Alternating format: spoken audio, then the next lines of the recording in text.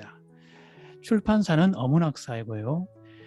그 중에서 제1장 23페이지에서 64페이지에 나오는데 제1장 일본 음식 어휘의 통사적 특징에 나오는 이 내용을 정리한 것입니다. 그래서 본 연구의 성과를 중고등학생을 포함한 일반인들에게 알리기 위한 목적으로 영상을 제작하였습니다. 처음 시도하는 것이라서 좀 부자연스럽고 어색하더라도 많은 이해를 해주시면 감사하겠습니다. 자, 그러면은 우리가 일상을 살면서 한 번쯤은 가져봤을 수도 있는 의문점을 한번 보도록 하겠습니다. 우리가 음식명을 예를 들어서 돼지국밥이라는 음식명을 들었을 때 누구나 다 돼지고기가 들어간 곰탕이다 라고 생각을 할 것입니다.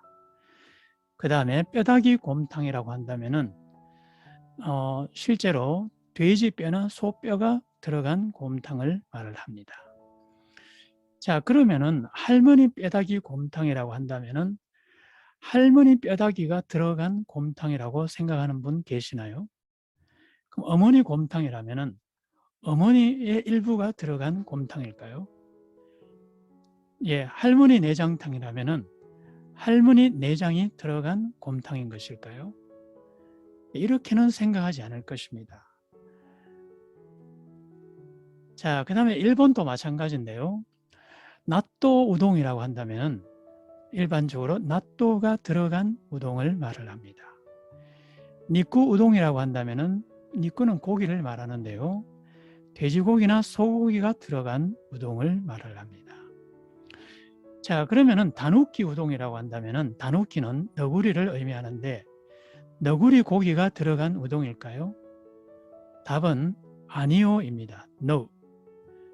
자, 그 다음에 기스네 우동이라고 하는 것이 있는데 기스네라고 표기했습니다. 기스네는 여우를 말을 합니다. 그러면은 여우고기가 들어간 우동인가? 답은 NO입니다. 자, tsukimi 우동이라고 한다면은 달. 그러면은 우동 안에 달이 들어간 우동인가? 아닙니다. 자, 그러면은 도대체 어떠한 장명의식이 들어있는 것일까요? 어떤 경우에는 재료가 들어가는 것이 맞는데 어떤 경우에는 재료가 들어간 것으로 해석이 되지 않는다는 것입니다. 자, 이것은 도대체 어떠한 장명의식이 작동하고 있기 때문에 그런 것일까요? 자, 굉장히 궁금하다 하지 않을 수 없습니다. 자, 그러면 조금 어려운 용어이긴 합니다만은 여러분 이해를 해 주시기 바랍니다. 나또 우동, 다누키 우동, 기스네 우동, tsukimi 우동 각각 해석은 다르지만은 우리가 표면적으로 봤을 때는 모두 전항명사 A와 후항명사 B의 구조를 지니고 있는 걸 볼 수 있습니다. 나또 우동 하면 나또가 A, 우동이 B. 니쿠 우동 하면 니쿠가 A, 우동이 B. 다누키 우동도 기스네 우동도 tsukimi 우동도 표면적으로는 똑같은 A, B의 구조를 가지고 있습니다. 자, 다시 말씀드리면 우동명은 동일한 구조를 지니고 있는 것처럼 보이지만은요, 실은 각각 다른 통사구조, 문법구조를 지니고 있습니다. 통사구조, 문법관계, 이거 좀 어려운 말이더라도 그렇게 어렵지 않으니까 너무 심각하게 생각 안 하셔도 됩니다. 자, 이 말은 전항명사의 통사구조가 다르다는 얘기가 되겠습니다. 자, 이 말은 무슨 말이냐면은 여기 A가 있다면은 그 다음에 B는 다 고착이 되어 있습니다. 우동이라고 고착이 되어 있는데 A가 경로가 그죠? 하나만 있는 게 아니라 여기저기 여러 갈래의 길에서 A로 들어온다는 얘기입니다. 그래서 어떤 경우에는 이 경우에 들어오는 것으로 해석이 되고 어떤 경우에는 이 경우로 해석이 이런 식으로 경로가 다르다는 것입니다. 최종적으로 도착한 지점은 같지만은 서로 출신 지역이 다르다. 이렇게 생각을 하시면 됩니다. 자, 이게 별거 아닌 것 같은데 이런 별거 아닌 한 10여 번의 동영상을 통해서 그죠? 여러분이 세상을 보는 눈이 확 달라진다는 것을 제가 꼭 약속드릴 수가 있습니다. 자, 여러분이 구독과 좋아요를 눌러주시면은 이 영상에서 얻은 지식으로 조금 전에 말씀드린 것처럼 우리나라를 포함해서 여러분이 앞으로 해외여행을 많이 하시게 되면은 각국의 나라 음식명을 탐방하는 자신을 발견하게 될 것입니다. 그리고 앞으로 음식을 먹기 전에 음식명을 생각하게 될 것이고, 그리고 음식을 먹을 것이고, 그 다음에 다 드시고 난 후에 이 음식의 장명의 원리가 무엇인가를 생각할 것이고, 그렇게 여행을 하시면서 세상에 대한 식견을 넓혀나가게 될 것이다. 그 결과 최종적으로는 행복해지는 자신을 발견하게 될 것이다 라고 과감하게 단언하는 바입니다. 자, 그러면 좀 약간 딱딱한 이야기인데 별로 어렵지 않으니까 조금만 인내를 해주시면 감사하겠습니다. 자, A와 B, 앞의 명사와 뒤의 명사의 문법적 관계가 있다고 제가 말씀을 드렸죠. 자, 근데 이게 10가지 정도로 해석이 됩니다. 똑같은 A, B이지만 표면적으로는 그 A에 도달하는 경로가 10가지나 된다는 얘기입니다. 자, 그러면 A가 B의 일부로 해석되는 복합 명사는 무엇인가? 지찌오야 하면은 부모는 부모인데 부모는 엄마, 아빠 두 분이 계시잖아요. 근데 두 분 중에서 한 분만 이제 만을 가리킨다는 얘기입니다. 자, 쇼게모지도 마찬가지다. 상형 문자. 문자가 여러 가지가 있는데 그 여러 가지 문자 중에서 상형 일부의 문자라는 말입니다. 자, 그 다음에 2번에 A와 B가 가리키는 범위가 다른 복합 명사가 있습니다. 일본은 제가 생략하겠습니다. 시간 관계상. 도깨비 기와가 있으면은 기와가 여러 가지 종류가 있는데 도깨비하고 기와는 서로 가리키는 범위가 다르다 이 말입니다. 전혀 별개의 물건이라는 얘기죠. 꽃보라도 그렇고 넝쿨 강낭콩도 마찬가지입니다. 근데 이게 우리말로 하면 넝쿨이지만은 직역을 하자면은 우스라마메 같은 경우 메추리 알콩이 됩니다. 자, 이런 경우는 메추리 알과 콩하고는 전혀 지시 범위가 다르다는 얘기입니다. 세 번째는 A가 B의 주체, 주어로 해석되는 복합명사. 학교호가이라고 하면은 학급 봉계인데 학급이 봉계한다. 학급 A에 해당하는 학급 E, 그러니까 주어, 주체가 된다는 얘기입니다. A가. 자, 그 다음에 4번에 A가 B의 대상. 자, 교육개혁, 일본어도 마찬가지인데 이거는 교육을 개혁한다. 누군가가 교육을 개혁한다니까 교육을이 목적어에 해당하는 복합명사다. 자, 그 다음에 전화 연락, 인터넷 판매, 전자거래라고 했을 때 앞에 전자나 인터넷, 전화는 비를 하기 위한 도구 및 수단으로 해석된다는 얘기입니다. 그래서 전화 연락하면 전화로 연락한다라는 뜻이 되겠습니다. 자, 그 다음에 6번에 A가 B의 재료로 해석되는 복합명사가 있습니다. 예를 들자면 대나무 피리 하면은 피리도 여러 가지 피리가 있지 않습니까? 그러니까 대나무로 만든 피리, 종이봉투는 종이로 만든 봉투, 쇠망치는 쇠로 만든 망치, 이런 식으로 해석이 된다 이 말입니다. 자, 7번 A가 B의 원인 및 이유로 해석되는 복합명사가 있습니다. 사고사라고 한다면 사고로 죽은 죽음, 마약 중독하면 여러 가지 중독이 있는데 마약이 원인이 된 중독, 암 노이로제 하면은 암이 원인이 된 노이로제라는 뜻입니다. 자, 8번 A가 B의 장소로 해석되는 복합명사. 산길이라고 하면은 산에 난 길. 그래서 B의 장소가 되는 것입니다. 산은. 바닷뱀은 바다에 서식하는 뱀이라는 뜻입니다. 자, 9번 A가 B의 시간을 나타내는 명사.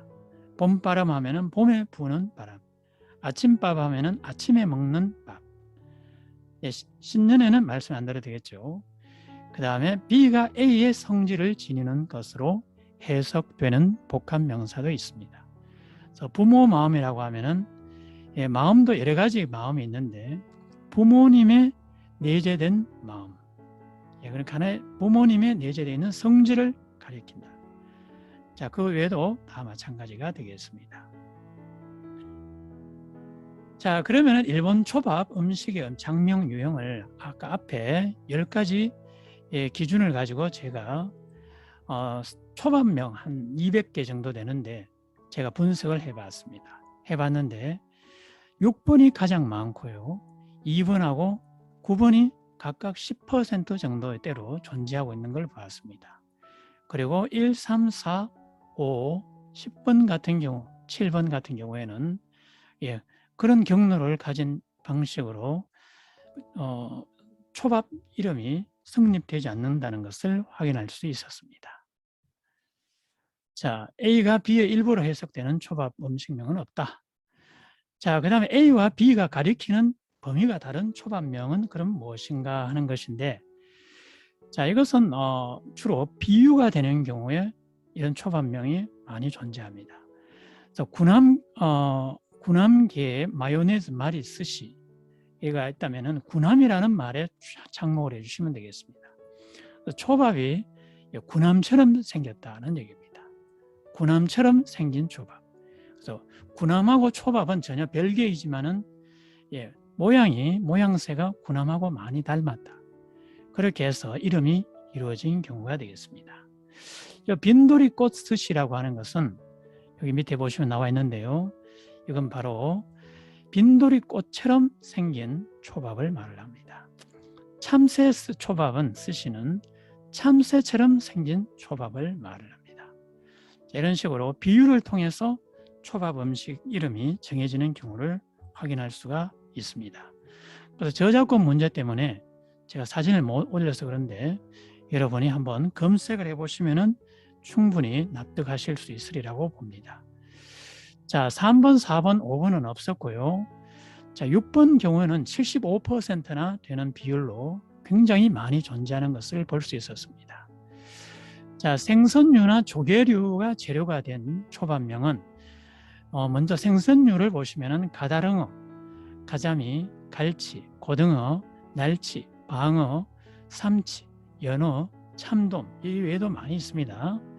이런 것들이 이제 생선류가 하나의 재료가 되어서 만들어진 초밥을 말을 합니다. 자, 그 다음에 조개류가 들어간 것이 또 있습니다. 가리비가 들어간, 아니면은 가막조개, 백합조개, 소라, 피조개 등등이 들어간 초밥도 초밥명으로 엄연히 존재하고 있습니다. 여러분 이걸 다 드신 분도 계실 것이고 일부만 드신 분들도 계실 것입니다. 그리고 갑각류, 연체류라는 용어가 생물학적인 용어로 타당한지는 잘 모르겠습니다만은 가시배 새우가 들어간 초밥, 단새우가 들어간 초밥, 포도새우가 들어간 초밥, 갯가재가 들어간 초밥, 붉은 대게가 들어간 초밥, 연체류로서는 갑오징어가 들어간 초밥, 창오징어가 들어간 초밥, 흰 꼴뚜기가 들어간 초밥도 존재했습니다.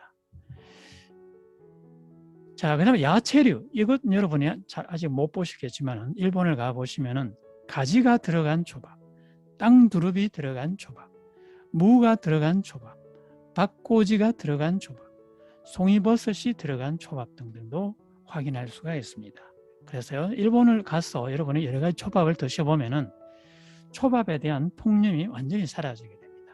초밥의 스펙트럼도 상당히 넓다라는 것을 여러분이 아시게 될 것입니다.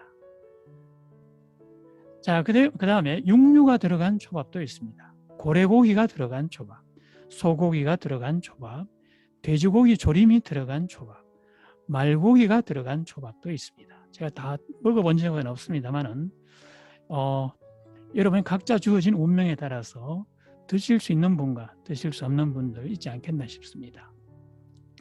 그 다음에 생선 알이 들어간 초밥도 있습니다. 이것은 우리나라에서 많이 본 적이 있다고 저는 생각을 합니다. 여러분들이 대구알이, 명태알이, 성게알, 연어알, 청어알 등등이 들어간 초밥이 있다는 얘기입니다.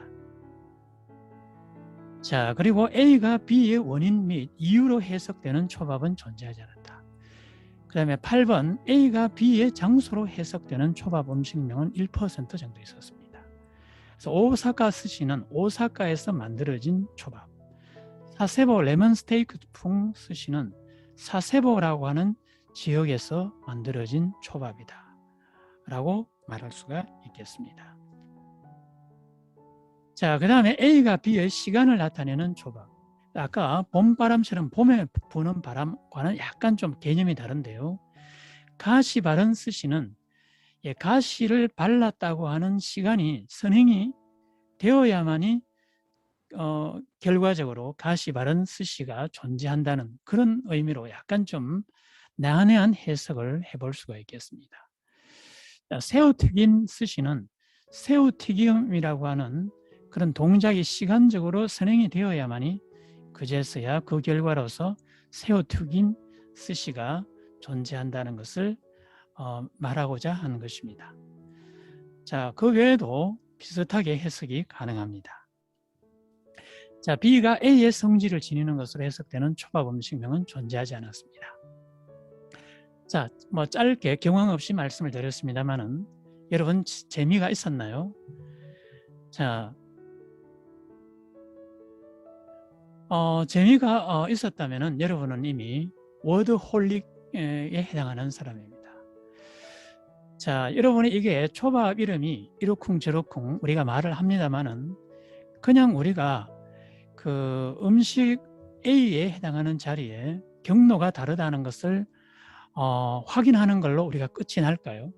그렇지 않습니다. 각 경로가 다르다는 것을 하나하나 곱씹어 보면은 작은 이슬방울 속에 우주가 보이는 것처럼 은하수가 보이는 것처럼 그런 여러 가지 경로 속에서 삼라만상이 보이는 것을 경험하게 될 것입니다. 이것은 제가 틀림없이 여러분한테 직관을 가지고 말씀을 드릴 수 있습니다. 그래서 여러분은 이 영상을 통해서 우리나라를 포함하여 각국의 나라 음식명을 탐방해 보시면 어떨까요? 일단 음식을 드셔보시고 음식명을 보고 음식을 먹고 장명의 원리를 생각해보고 그렇게 하면서 세상을 여행하는 것입니다. 세상을 보는 식견을 넓혀가 보시기 바랍니다. 제가 여러분한테 한 수 가르친다 이런 느낌으로 말씀드리는 게 아닙니다. 공유하고 싶은 것입니다.